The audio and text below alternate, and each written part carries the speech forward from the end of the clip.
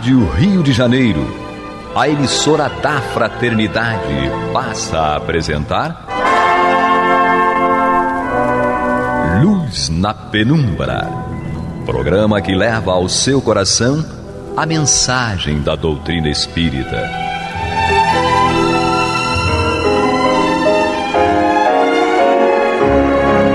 E com vocês, Henrique Parente, para o estudo de obras póstumas.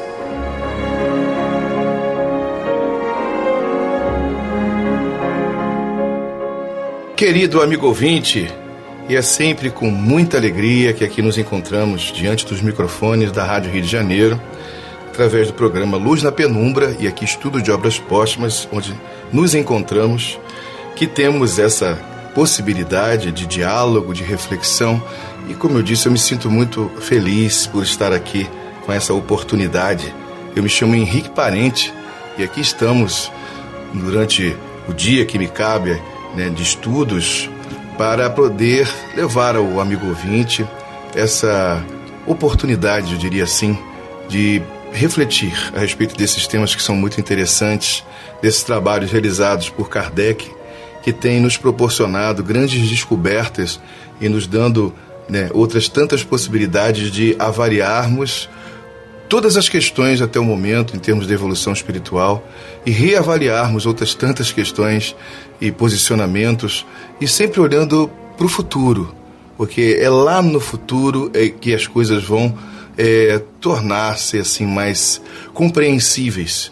Mas por que não começarmos desde já a buscar o que pudermos em termos de compreensão a respeito da vida, das questões que envolvem todas as ações humanas, todas as dificuldades que ainda encontramos, todas as noções, muitas vezes possíveis e algumas aparentemente impossíveis, da compreensão do porquê das coisas serem do jeito que são ou estar do jeito que estão. Muitas pessoas nos falam a respeito da desilusão, da vida, da violência e etc e tal, mas em realidade é importante a gente olhar para todo o contexto, para toda a história da humanidade e fazer uma comparação a respeito de toda a experiência humana. Então a gente olha para o passado e olha para a atualidade, a gente vai ter dificuldade em dizer que não houve evolução, que não houve melhora.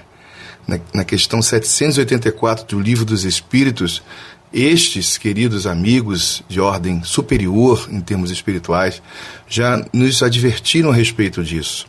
Kardec inteligentemente faz uma pergunta a respeito da evolução que a humanidade, no momento evolutivo que a humanidade se encontrava ali à sua época, e diz para os espíritos superiores o seguinte, que dava a impressão, pelo menos do ponto de vista moral, que a humanidade recuava, como se fosse assim, uma involução. A gente sabe que em doutrina espírita não existe isso, mas a intenção de Kardec era justamente provocar uma resposta inteligente mediante uma pergunta inteligente como essa.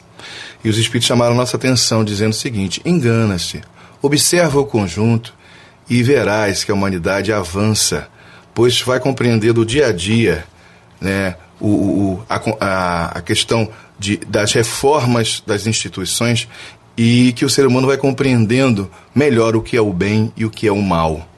Então a gente acaba por chegar a esta conclusão pessoalmente, no campo pessoal, a gente vai entendendo melhor isso e vai mudando a nossa conduta, as nossas escolhas, até por reconhecer que esses caminhos nos levam ao sofrimento pessoal e também a um sofrimento coletivo, principalmente daquelas pessoas que a gente ama, e muitas vezes as nossas condutas ou o nosso comportamento levam aqueles que estão à nossa volta e pessoas importantes para nós, levam essas pessoas ao sofrimento, a um grande sofrimento. E muitas vezes isso até faz mais a pessoa sofrer do que ela própria sentir a dor. Então, quando ela vê a dor do outro, porque ela já desenvolveu em si próprio aquela empatia, dentre outras coisas. Então, a gente olha para a humanidade, realmente percebe que a humanidade, ela avança. E talvez, por que não imaginar assim, a passos mais largos hoje do que há tempos atrás. Então isso é muito importante, a gente ter essa noção para não olhar para os dias atuais com tanta desesperança. E olhando o ensinamento de Jesus, que é o nosso mestre querido por excelência, a gente vai percebendo que ele nos facultou não só responsabilidade, mas um direcionamento, mas também deixando a nossa liberdade à frente de tudo. Claro que ele propõe um caminho de muito trabalho, muita luta, e ele diz assim, aquele que quiser vir após mim, negue-se a si mesmo, tome sobre si a sua cruz e siga-me. Então é uma mensagem voluntária, de liberdade. Ele não condena as pessoas pelos erros que elas cometem, e ele enxerga nas pessoas o bem que existe dentro delas e a condição que ela tem de exercer certas funções, mesmo em meio aos erros que ela comete. Daí os exemplos clássicos de Pedro, não só na questão da negação, mas vários outros momentos do Evangelho. A gente vê Pedro titubeando, Pedro com dificuldade, mas sempre com fidelidade. Aquilo que ele propôs para si mesmo, isso ele não falhou. Mas quanto ao restante, as questões de ordem da personalidade, algumas questões de ordem cultural, a gente vê Pedro falhando ali como qualquer ser humano. E assim outros discípulos também. Paulo de Tarso, olha só, esse que foi apóstolo, porque veio após ali aquele momento inicial, não chegou a conhecer Jesus fisicamente, mas o conheceu espiritualmente. Na verdade, Jesus o conhecia desde muito tempo.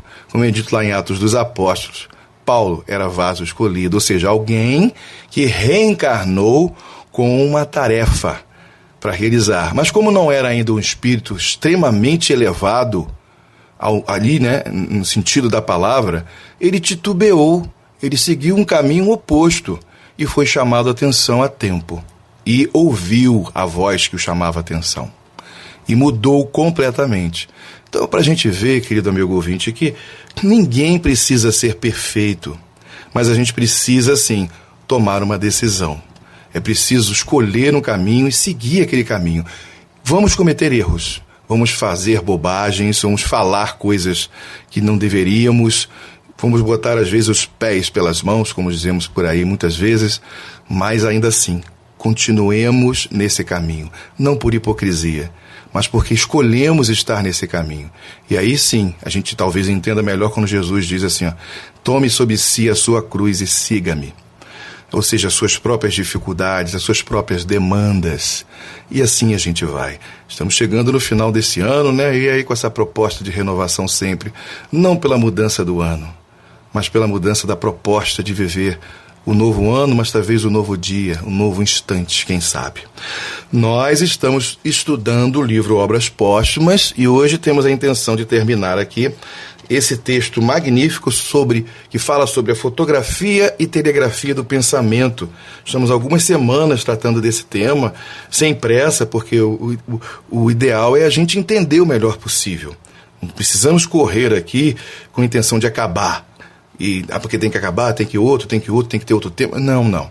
Vamos aos poucos, porque estamos aprendendo. Eu também estou aprendendo aqui, à medida que a gente vai lendo e refletindo. E o amigo ouvinte aí, com certeza. Então nós vamos voltar aqui um textinho, um parágrafo apenas, para poder ter sentido o que nós vamos continuar comentando a respeito desse tema aqui, e vamos fazer um fechamento hoje. O homem tem ação direta sobre as coisas e as pessoas que o cercam. Já começa com uma afirmação, que a gente tem uma ação direta sobre as coisas e pessoas. Então tem uma relação, como se fosse uma reciprocidade a respeito, de muitas coisas que a gente às vezes tem dificuldade de mensurar isso aí.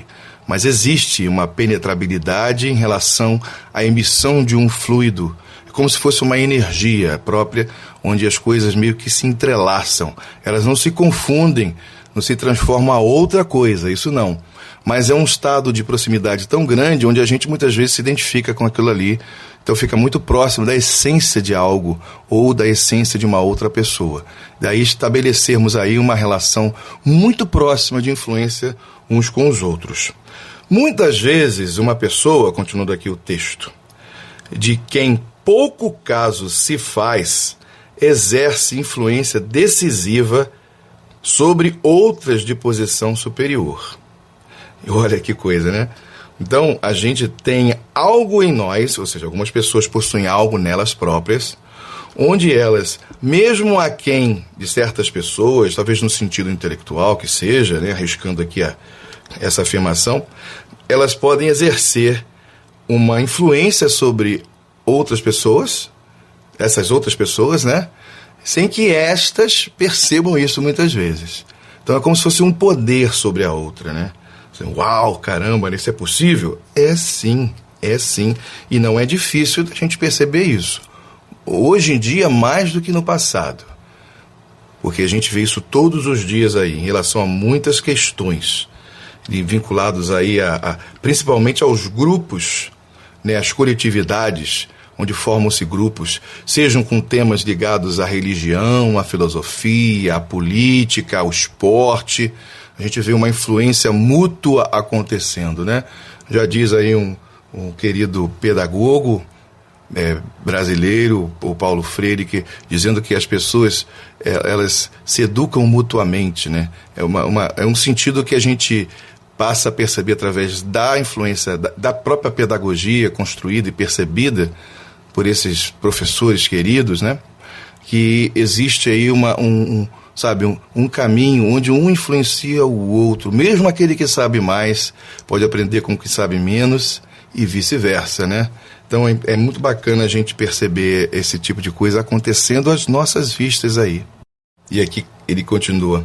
É que na Terra se veem muito mais máscaras do que rostos, sendo os olhos obscurecidos pela vaidade, pelo interesse pessoal e por todas as más paixões. A experiência nos demonstra que a nossa própria revelia, ou seja, sem que exista aí a nossa própria vontade em que isso aconteça, né? Podemos influenciar-nos uns aos outros, que vem ao encontro do que eu acabei de fazer, ou dizer aqui, lembrando até um pensamento do Paulo Freire. Um pensamento superior, bem pensado, afirma Kardec, se me é permitido servir-me desta expressão, pode, segundo a sua força e elevação, impressionar mais ou menos a homens que nenhuma consciência tenham de se achar sob a sua influência. Voltando aqui, um pensamento superior, bem pensado, se me é permitido servir-me desta expressão, pode, segundo a sua força e elevação, impressionar mais ou menos a homens que nenhuma consciência tenham de se achar sob a sua influência, sem que elas percebam mesmo. E também, muitas vezes, aquele que o emite não tem consciência do efeito que o seu pensamento vai produzir. Olha que coisa interessante, né? Às vezes nem a própria pessoa que está emitindo o pensamento que influencia o outro, ela tem noção que está exercendo essa influência. Então, caramba, o que pensar disso tudo, né? Isso me leva, né, à lembrança, né, da questão 459 do Livro dos Espíritos, quando fala da influência dos Espíritos em nossas vidas. Ele diz assim, mais do que supondes, respondendo a Kardec, porque de ordinário são eles que vos dirigem. E aí a gente não está aqui afirmando que existe uma influência inconsciente da coisa, mas ela também existe, né? Então a gente vai percebendo que o nível de influenciação que existe entre nós, tanto de encarnado para encarnado, das pessoas que estão nesse mundo, quanto de desencarnado para encarnado, também de encarnado para desencarnado. É claro que existe. Então nós estamos mais ligados do que possamos imaginar uns aos outros. Então, tornar-se consciente disso, escolher determinados caminhos, buscar um amadurecimento, uma elevação espiritual, não é coisa fácil, não é brincadeira. É difícil mesmo a gente desenvolver um senso de autonomia, algo realmente muito próprio. E sem aquela tola vaidade de que eu quero ser diferente do outro por um princípio, né? Nesse escopo, né? Nessa situação, né? Onde a gente só quer ser diferente para poder aparentar um ser único, maravilhoso, etc. E tal. Não é nesse sentido. Mas é desenvolver em si uma aptidão própria, onde seja realmente a gente, sem a influência dos outros. Então é preciso o quê? Para alcançar esse estado? Evoluir, amadurecer. Quando a gente vai lá estudar naquelas questões 100 até 113, ali que fala da escala espírita, quando a gente chega na parte que fala dos espíritos puros, é dito lá que eles não recebem nenhuma influência da matéria, ou seja, nada de cunho inferior. São esses espíritos que influenciam os outros, mas não recebem nenhuma influência de quem está abaixo do grau evolutivo que eles se encontram. Então são eles os verdadeiros dirigentes dos planetas, do universo como um todo, ou seja, são aqueles que se tornam agentes divinos, porque eles estão no estado de identificação. Aí lá na Gênese, a gente estava no livro dos Espíritos, né? Lá na Gênese, Kardec afirma a respeito desses espíritos, e no caso especificamente de Jesus, Kardec diz que se alguma influência ele recebia, só de Deus o podia ser. Por quê? Porque nenhum outro espírito pode influenciar um espírito puro. E no caso, Jesus de Nazaré, que é um espírito puro. Então, esses espíritos aí recebem influência diretamente do Criador. É só a gente também voltar para o livro dos Espíritos e lá na questão 562 e 562A, que a gente vai entender melhor essa questão. Mas vamos continuar aqui, né, um pouquinho mais do texto, que já está indo para o seu final. E diz o seguinte: é um jogo constante das inteligências humanas, resultante da ação recíproca de umas sobre as outras. Juntai a isto a ação dos desencarnados e calculai, se puderdes, a alta potência desta força composta de tantas forças reunidas. Realmente muito interessante a gente imaginar essa possibilidade de estarmos em comunhão ou comunicação, né? Com várias pessoas ao mesmo tempo, ligadas. E aí me faz lembrar e remontar aí os aspectos da chamada meditação. A meditação não é você relaxar necessariamente. É claro que o resultado disso gera um relaxamento, mas é justamente o contrário na intenção. É você estabelecer uma linha onde a gente percebe a presença do universo exatamente neste momento, onde a gente vê muitas coisas acontecendo ao mesmo tempo e a gente está em todas elas, ou pelo menos vinculados ou ligados a todas elas, se não todas, a muitas delas, mas que isso não cause nenhum dano para a gente, nenhuma perturbação e confusão. Muito interessante isso aí, né? Então, continuando um pouco mais. Se fosse possível pôr em evidência o imenso mecanismo que o pensamento põe em atividade e os efeitos que produz de um para outro grupo e, enfim, a ação universal dos pensamentos dos homens, uns sobre os outros, o homem ficaria deslumbrado, sentir-se-ia amesquinhado diante desta infinidade de circunstâncias, diante dessa rede infinita. Tudo ligado por uma poderosa vontade e agindo harmonicamente para um único fim, o progresso universal. Pela telegrafia do pensamento, pode apreciar-se em todo o seu valor a lei da solidariedade, considerando-se que não há um pensamento, criminoso ou virtuoso, que não tenha ação real sobre a massa dos pensamentos humanos e sobre cada um deles. Mais ainda a gente se aprofunda nessa ideia do quanto nós, mesmo sem saber, influenciamos a vida, a coletividade, as pessoas na sua individualidade. Então, ajuda a gente a tentar perceber, né, os nossos próprios pensamentos. O que eu estou pensando? Quando a gente começa a querer se ligar nas coisas que vêm de nós, mesmo que essa origem, que é a origem primeira do pensamento, não venha nem de nós mesmos, mas venha de fora, porque pode acontecer isso. um pensamento nos venha e a gente acha que vem de dentro de nós, quando nem necessariamente não é assim que acontece. Mas quando a gente aceita aquele pensamento, ele passa a ser nosso também. Então, nós nos tornamos responsáveis por isso. Mas, como eu disse no início, não é só questão de assumir responsabilidade, mas é tentar compreender o processo e, aos poucos, aprender a gerenciar esse processo, fazer parte dele de forma consciente, né? Se o egoísta, continuando aqui, desconhece a influência de um mau pensamento seu sobre terceiro, procurará corrigir-se. E então o próprio egoísmo o levará a refletir sobre o dano que pode causar-lhe o pensamento alheio, pensando melhor e concorrendo para o adiantamento geral. As coisas vão só se completando, né? É muito bacana ver um texto tão rico quanto esse. São efeitos da telegrafia do pensamento essas impressões misteriosas, às vezes violentas, que sentimos e que provém dos sofrimentos e das alegrias de um ente querido, ausente, em lugar distante. É fenômeno do mesmo gênero o sentimento de simpatia ou de antipatia que nos atrai ou afasta de determinados espíritos. Há nisto, certamente, um campo imenso aberto à observação, mas que ainda não temos senão a suma.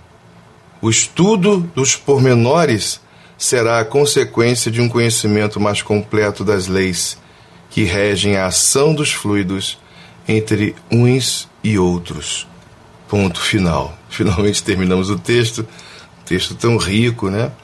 E a gente percebe, né, o interesse de Kardec vivo sempre no campo da pesquisa, sabe, da ampliação das possibilidades humanas a partir do aproveitamento da experiência que a humanidade possui. Desde os tempos imemoriais, de tudo aquilo que a história, as tradições, que vivenciaram, né? E que pode ser observado na atualidade, porque os fenômenos eles se repetem. A maneira como a gente olha para eles é que difere, porque nós vamos acrescentando, além da experiência, uma intenção voluntária de compreender todas essas coisas. Então não há erro nenhum nisso. A ciência sempre será um auxiliar. Aquele texto magnífico de Kardec, no início do Evangelho segundo o Espiritismo, que fala, lá no capítulo 1, né, onde fala da aliança da ciência e da religião. Então não são forças que se afastam. As pessoas é que precisam observar e buscar os pontos que as podem unir e daí tirar todo o proveito possível, dentro dos limites do tempo em que vivemos, mas sabendo que mais para frente, novas possibilidades, novas conquistas, amplitude, engrandecimento, em todos os sentidos, em todas as áreas da vida humana, vão acontecer, assim como aconteceu quando comparamos o tempo passado e os tempos da atualidade. Esse é o futuro natural da humanidade, querido amigo ouvinte. É o futuro de todos nós. Uma mente aberta às possibilidades, dentro dos nossos limites, porque somos pessoas de nossas épocas.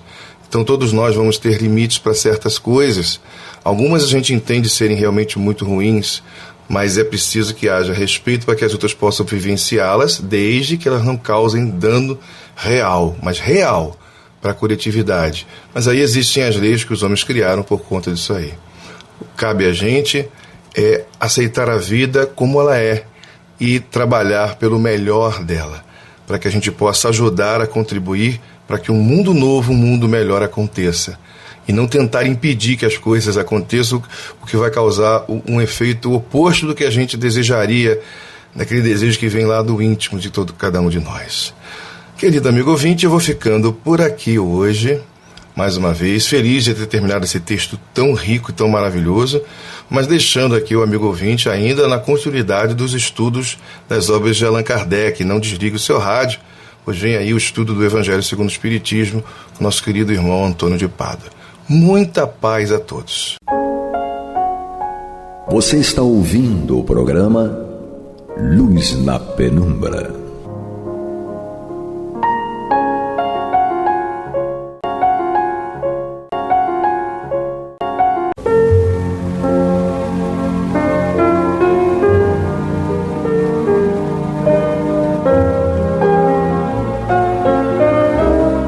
A Rádio Rio de Janeiro está levando ao seu lar e ao seu coração a mensagem consoladora da doutrina espírita, através do programa Luz na Penumbra.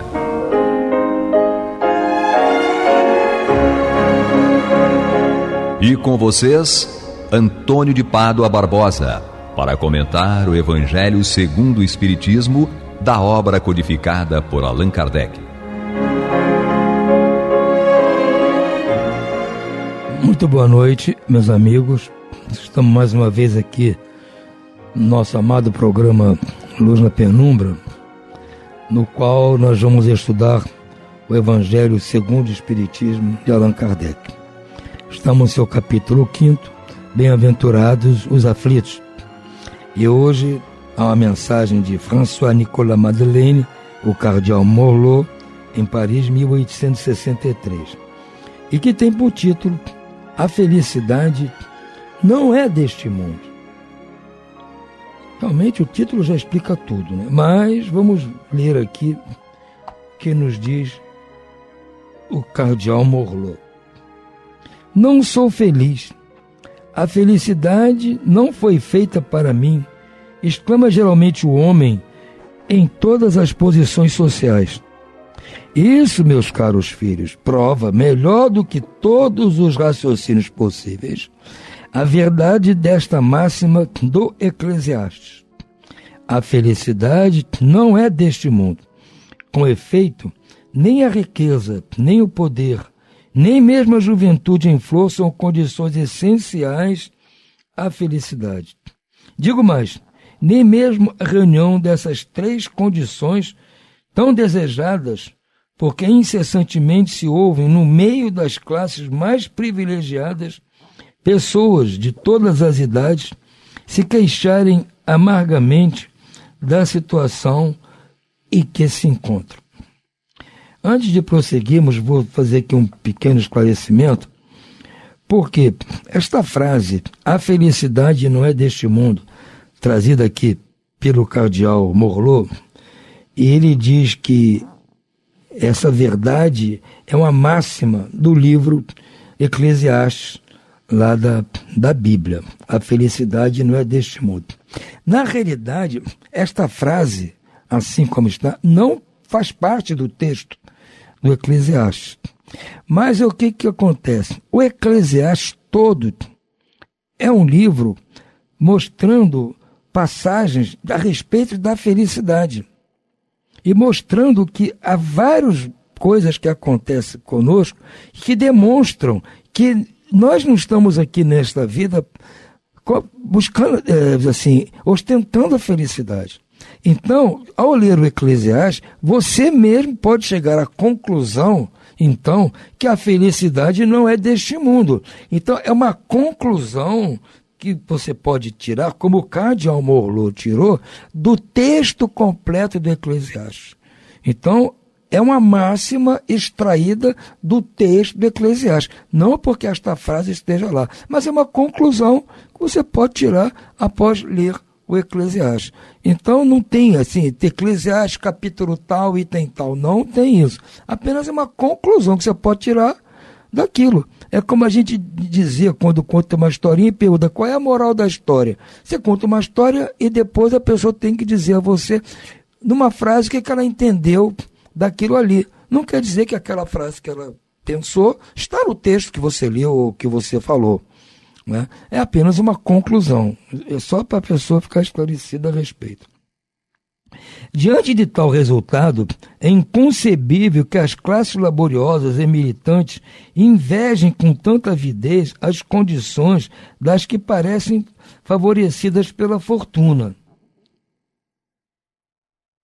O que está dizendo aqui é o seguinte: é inconcebível que as classes laboriosas e militantes, ele já usou essa palavra lá no século XIX, hein?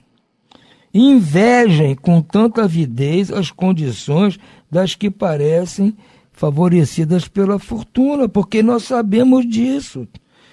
As pessoas talvez mais simples, mais humildes, que não têm as benesses das classes favorecidas pela fortuna, não só a fortuna econômica, pecuniária, mas do poder, da juventude, da beleza. As pessoas que detêm essas virtudes ou essas benesses são vítimas de inveja daqueles que não têm. É o que ele está dizendo aqui.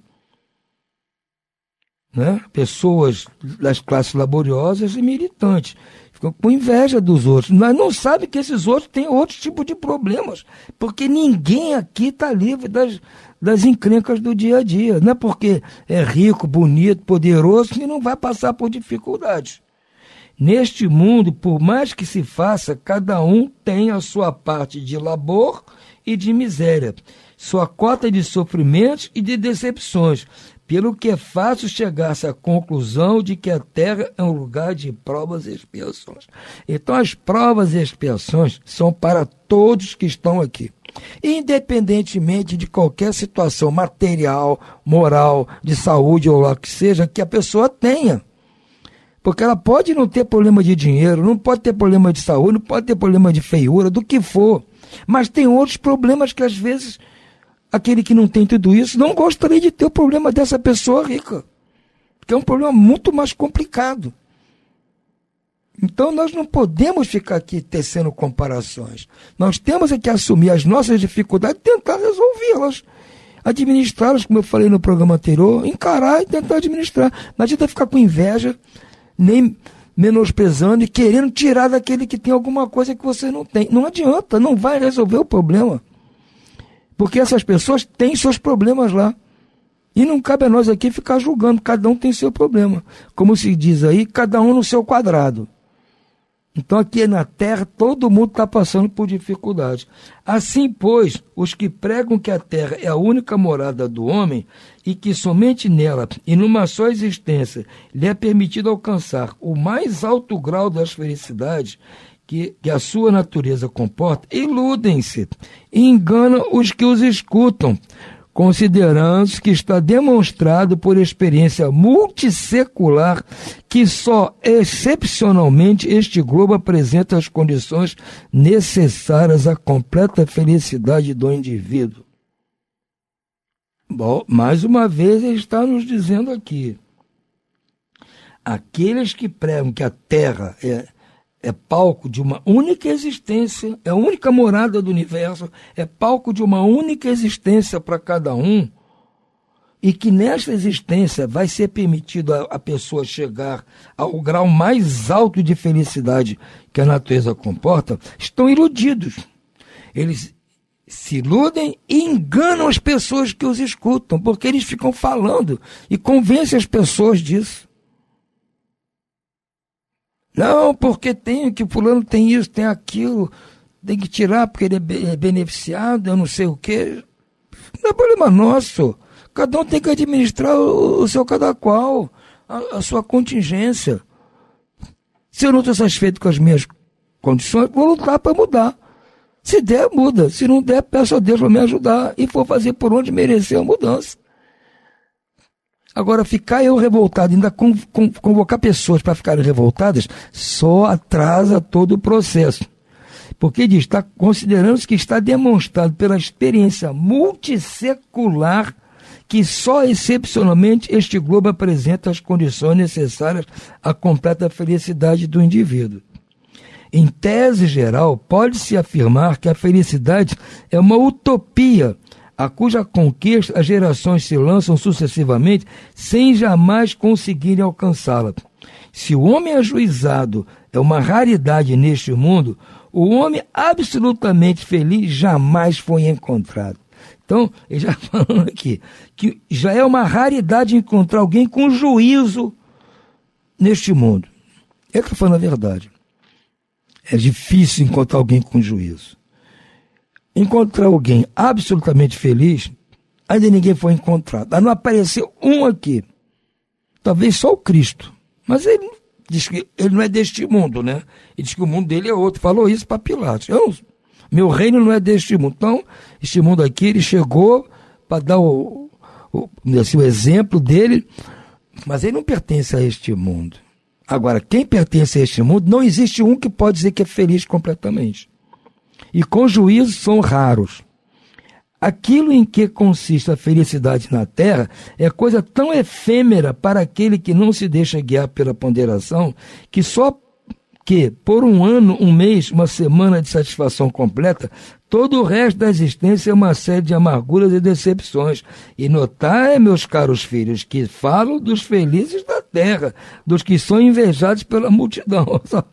Mais uma vez está dizendo que a multidão inveja aqueles que ela acha que são felizes.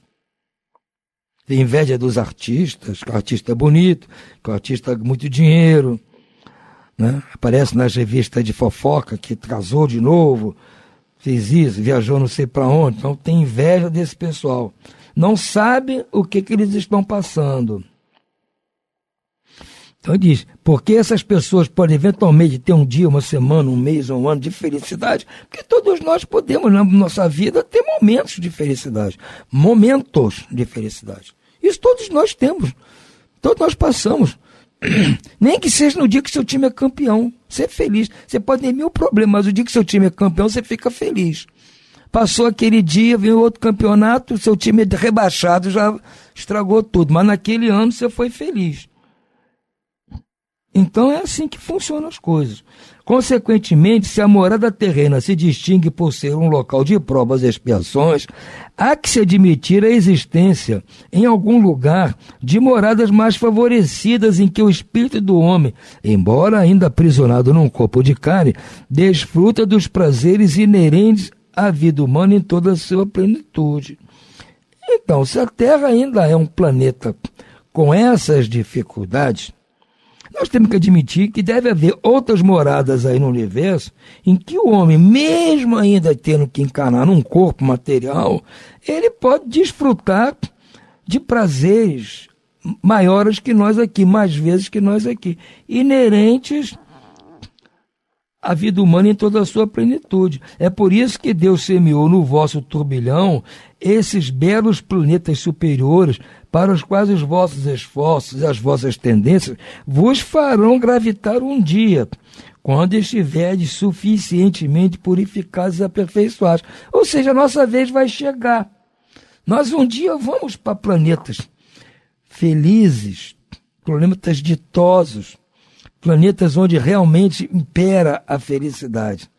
Mas isso só depois que estivermos suficientemente purificados e aperfeiçoados. Na real, no português, claro, no momento em que tivermos tomado vergonha. A hora que nós tivermos tomado vergonha, nós vamos mudar para planetas onde realmente pode haver felicidade por mais tempo do que temos aqui, eventualmente, na Terra. Todavia, não deduzais das minhas palavras que a Terra esteja destinada para sempre a ser uma penitenciária. Não, certamente que não.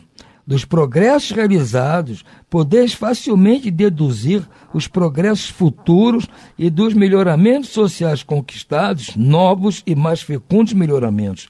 Essa é a tarefa imensa que será realizada pela nova doutrina que os Espíritos vos revelaram. Então, ele está dizendo, bom, vocês também não precisam achar que a Terra vai ficar eternamente sendo um planeta de provas e expiações, sendo uma penitenciária. Não vai ficar assim pela eternidade. Não, certamente que não. Então ele lembra aqui, dos progressos realizados por nós aqui, a humanidade, podemos facilmente deduzir os progressos futuros e os melhoramentos sociais conquistados, novos e mais fecundos melhoramentos. Então nós podemos ver, pelo que nós já conseguimos, desde a época das cavernas até hoje, nós melhoramos em muito a vida nossa aqui, em termos de conforto, em termos de saúde, de alimentação, de conhecimentos intelectuais, inclusive morais também. Nós não podemos nos comparar hoje com o homem das cavernas. Nenhum homem da época do Cristo, nem um homem do século XIX aqui que ainda escravizava os seus irmãos, nós não estamos nesse time mais. Então o planeta melhorou, nós melhoramos. Então nós podemos fazer uma extrapolação e ver, bom, no futuro, será quantos anos para frente, o planeta vai estar melhor ainda, o que ele está dizendo aqui. E essa tarefa de melhorar o planeta cabe a quem? Cabe a nós. E o que veio mandado por Jesus para nos ajudar nessa tarefa de melhorar a situação do planeta.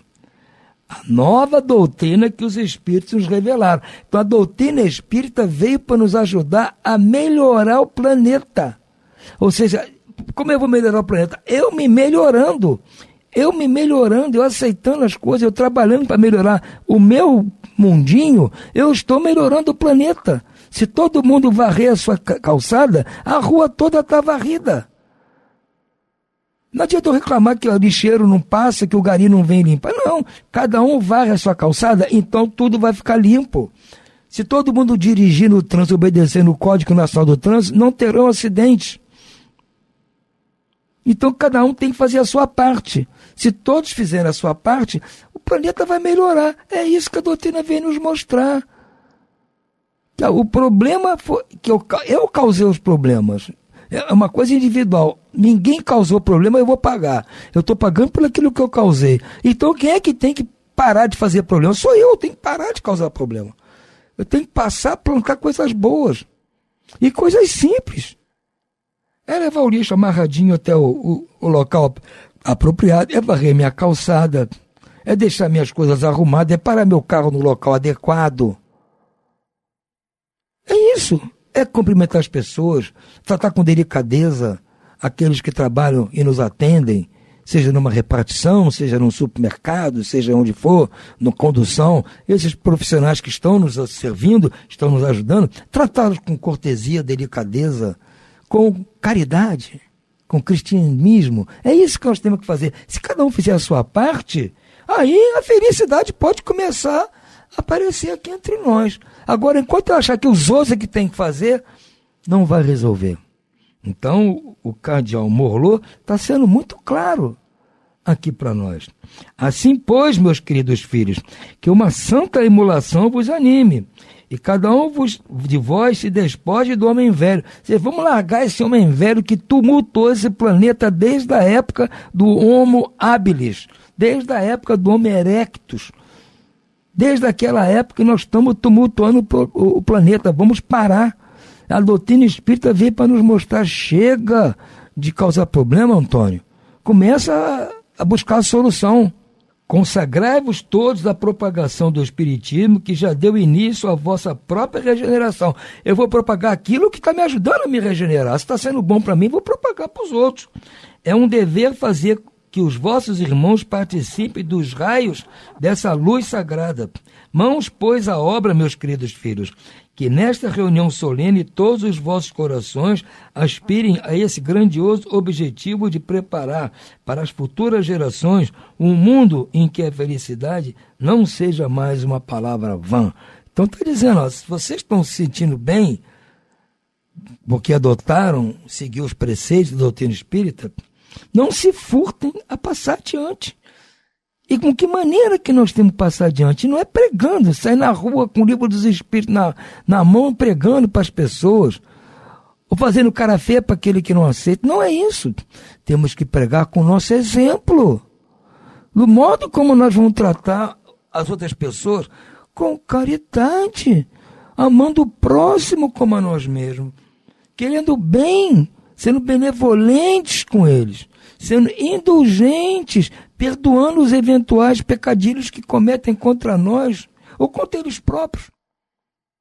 Com serenidade, com calma, vamos ser a luz do mundo como o Cristo. Vamos ser o sal da terra como o Cristo propôs. E aí as pessoas vão mudando.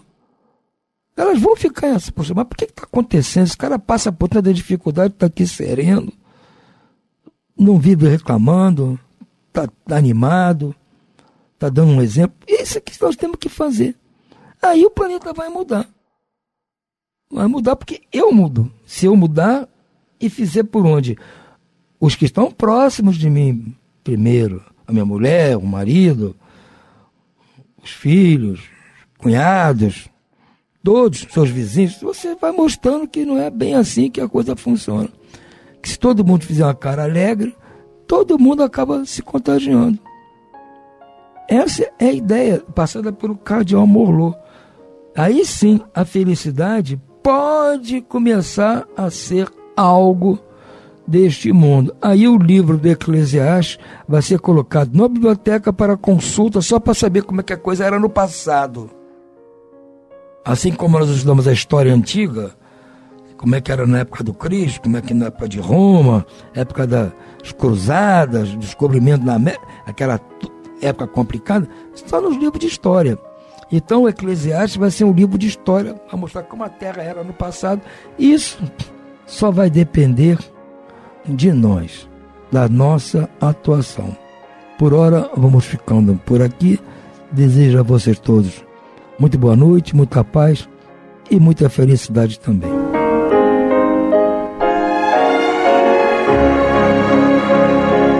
E vamos ouvir agora a prece de encerramento de nosso programa, na voz de Geraldo de Aquino. Jesus, dá-nos coragem para a luta, piedade para os insultos e misericórdia para as injustiças e ingratidões.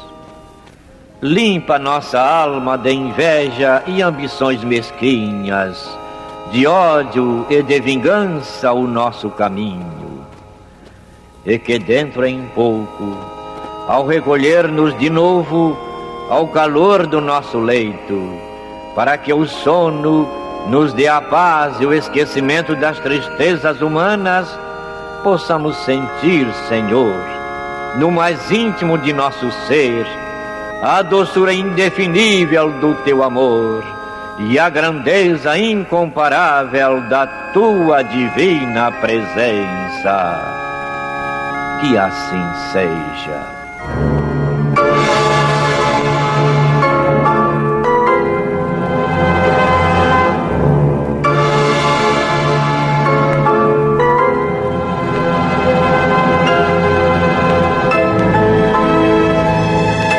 Acabamos de apresentar o programa Luz na Penumbra, que voltará a ser apresentado amanhã às 21 horas nesta emissora.